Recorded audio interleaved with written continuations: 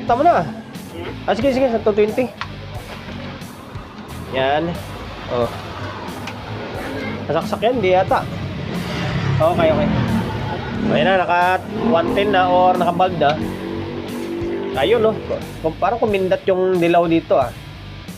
Nako, wag sana sunog yung board kasi kadalasan pag nakikita ko kumikindat-kindat yung clip dito, sunog yung board eh. Ito rin ulit. Kanan na naman na side, oh. Kadalasan kanan, ah.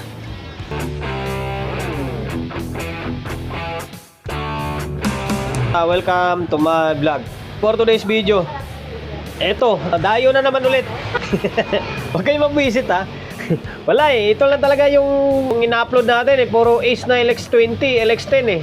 Ayo from, ito, Bacoor, Bacoor, Cavite. Shoutout sa may-ari nito. And then, salamat sa pagkakatiwala ng unit mo sa akin, sir, ha. Nagpa-picture taking pa sa akin kanina. Iyon, no. From Bacoor, Cavite. Si Sir Bert, yun, may pangalan na yun. Ace na LX20. Hindi kami gaano nakapag-usap kanina. Hindi ko alam kung ano yung issue nito, kaya dinala to dito sa akin. Actually, dalawa ito. Ito yung isa, oh. Kanya rin to. Word mixer. Mixer na may amplifier sa loob. Bali, gagawan rin natin ng video to. Kabilaan na lang tayo pagbablog. Bali, yung apprentice ko yung gagawa rito, pinsang ko, ako rito. Kasi ito, kahit namin yung mabagal lang to dito, kasi maraming baklasin. Basta gawan ko lang ng video rin yan. Eto, bali, yun nga, hindi ko alam kung anong problema nito. Bali, saksak mo muna, kas. Ayan, tingnan natin. Pasensya na kayo eh, puro LX20 yung mga upload natin ngayong linggo. Nagkataon lang, 4 na sunod, tapos pang 5 ito. Sige, rekta mo na. Sige, sa 220. Yan. Oh. Nasaksak yan, di yata. Okay. Ayun na, naka 110 na or naka-bulb na. Ayun, no. Parang kumindat yung dilaw dito, ah. Nako, wag sana sunog yung board kasi kadalasan pag nakikita ko kumikindat-kindat yung clip dito, sunog yung board eh. Ito rin ulit. Kanan na naman na side, oh. Kadalasan kanan, ah. Kindat, steady kindat ng pula. Ayun lang guys, bali ito yung mission natin for today's video na magawa na naman ito. Package, yung package na sinasabi ko lagi, i-repair natin siya, i-fix bias natin, mag-add tayo ng power transistor, and then maglalagay tayo ng fuse. So ngayon, hindi naman tayo nag-full demo tutorial. Yung atin is babaklasin, papalitan, and then sasabihin ko lang sa inyo kung ano pinagagawa ko, pinapapalitan ko or ano yung napalitan. So ngayon, stay tuned lang kayo. Balik ko lang itong takip para makita natin yung laman loob niya. Sana lang sunog. Baklas ko na yung takip. And then, ito yung laman loob niya. Ang linis, bagong-bago pa. Kahit yung sarap niya, bagong-bago pa, oh. Tapos, naglagay si sir ng fuse dito. Ito, so may positive side. Fuse laman nito eh. Pero buo yung fuse. Nandiyan pa rin yung fuse eh. Tinignan ko. Sadyang may problema lang. Dito, hindi siya nakaprotect. So, bali ang gagawin natin, baklasin kasi kabisado na ng mga viewer natin kung ginagawa nating diskarte. Alam ko marami na rin nagsubok na i-DIY yung unit nila na naway pagbigay idea ko and then nagawa nyo ng mayos yung unit. Katulad ng ginagawa ko rito, di ba? Madali lang naman, basta sundan nyo lang yung ginagawa ko is magagawa nyo. Pero kung alanganin kayo, dalhin nyo sa may legit na technician, di ba? Para less hassle and then mas magawa na maayos yung unit nyo. Sa iba naman na nagko-comment na puro ako daldal, bala kayo. Sabi ko nga, kung nagmamadali kayo, antayin nyo na lang kami sa dulo. So ngayon, bali, baklasin ko lang ito bago tayo pagsabihan na puro tayo daldal. Dahil dito kay Ace, kahit papano, meron tayong content araw-araw. Meron tayong upload pang araw-araw. Nabaklas ko na yung board sa may heatsink. Tinabay ko lang yung heatsink. Dito yung heatsink ko. Ayan, ito yung board niya. Malinis na malinis pa. Bagong-bago pa siya. Ika nga sabi ng iba. Oh, wala pang bahid ng kalawang. May kintab-kintab pa. Ayan. Tapos tinanggal ko na yung trimmer. Yung trimmer dyan. Tapos trimmer dito. Same din sa may kabila. Yung trimmer na nakalagay dyan is sa may board. Naka-indicate yan is 202. 202, ibig sabihin yan 2K. Tapos dito sa may taas 20, ito naman 801, 800 ohms. Same din to dito. 801, 202, 2K and then 800 ohms. Pero yung nakalagay sa timer dyan is 201. Ito to 200 ohms. And then 202. Tama naman yung 202. Nagkatalo lang dito sa may 800 ohms and then 200 ohms na trimmer. Ayan, bali ito, apat to. Sirain nito. Walang tibay itong nilalagay ng Ace na trimmer. Yan, kaya nasisira, kaya nagpo-protect siya. Ang papalit natin ay eto na. Itong klaseng resistor na lang. Yan. Yung dalawang paalang. Ilalagay natin.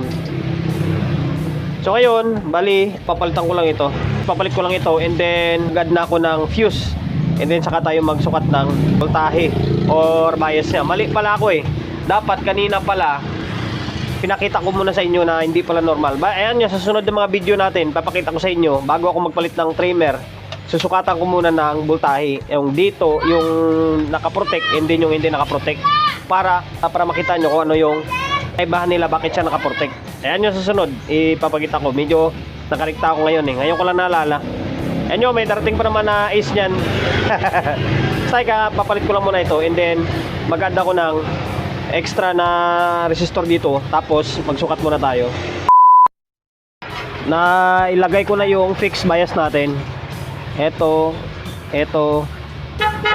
and then ito.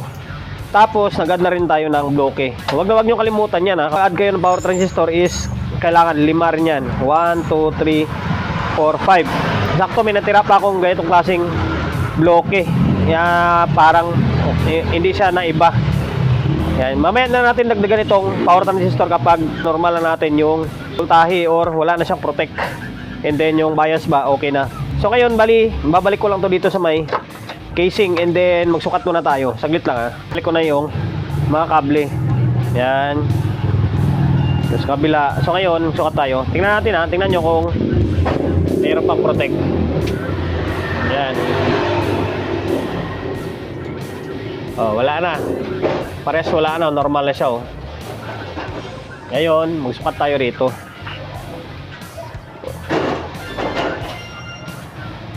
Kaya obserbahan natin kung dalawa yung relay na umaandar. Dito, mag-range kayo ng 2.5 sa may tester nyo. Yan, 2.5.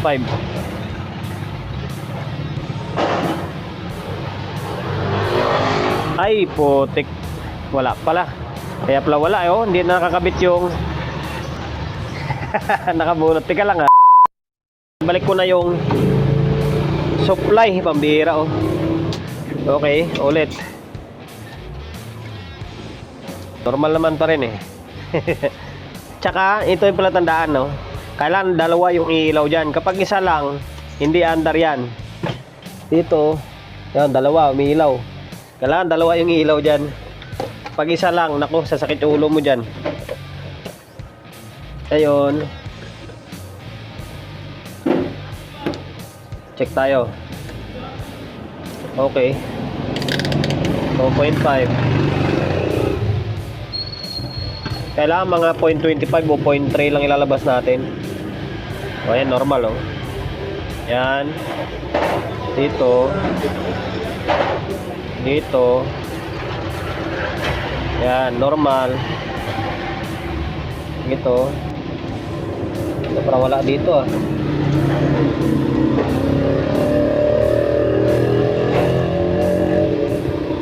Wala dito ah.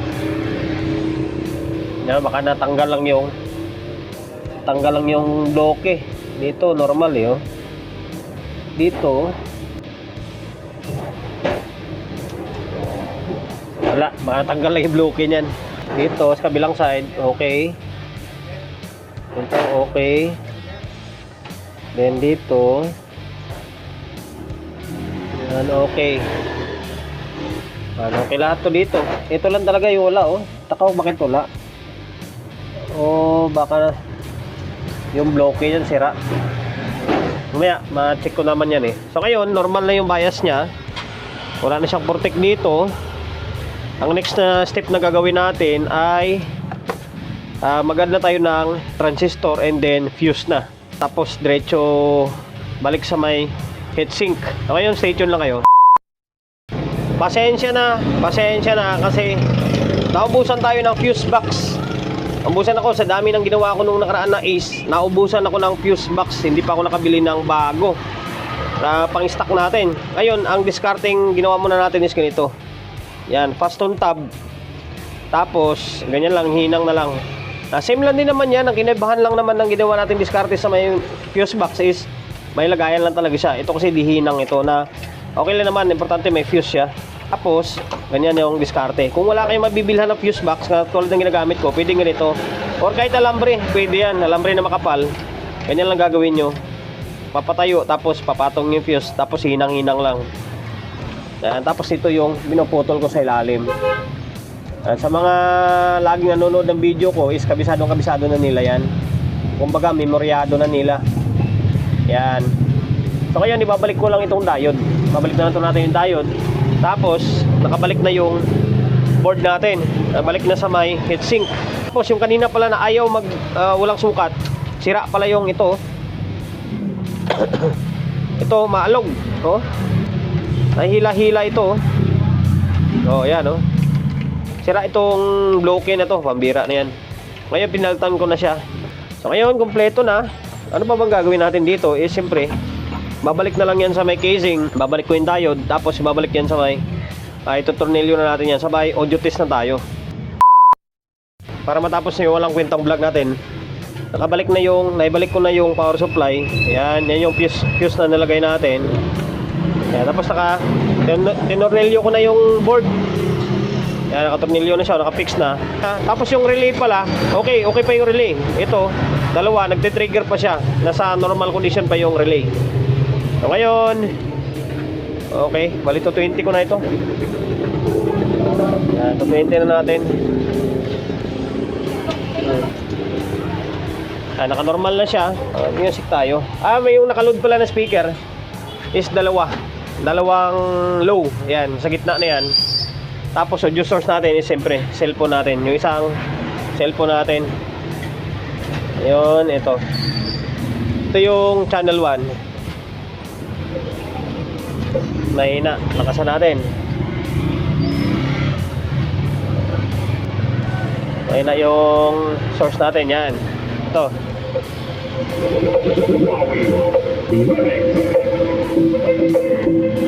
Tapos channel 2.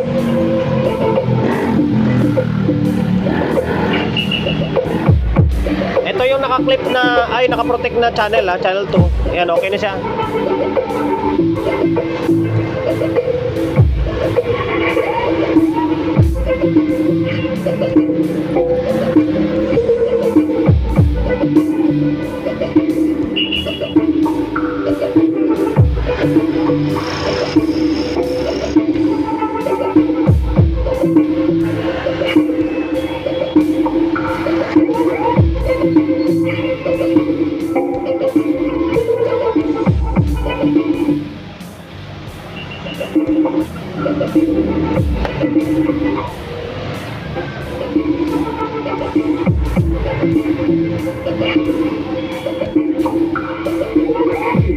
WAR.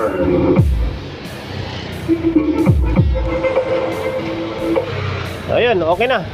Bali hanggang dito na lang yung walang kwentang vlog natin kasi halos isang linggo ganito yung gawa natin. Pang 5 unit ko ngayong buwan ng Marso ito. Ano petsa pala ngayon? Kasi mula pala ng Marso, 5 Ace na yung ginawa natin. 4 na LX20, isang LX10. Yun, maraming salamat sa mga customer natin na kahit sa malalayong lugar dinadala yung unit nila rito sa atin para papagawa lang. Yun, sir, from Bacoor, Cavite. Okay na yung LX20 mo.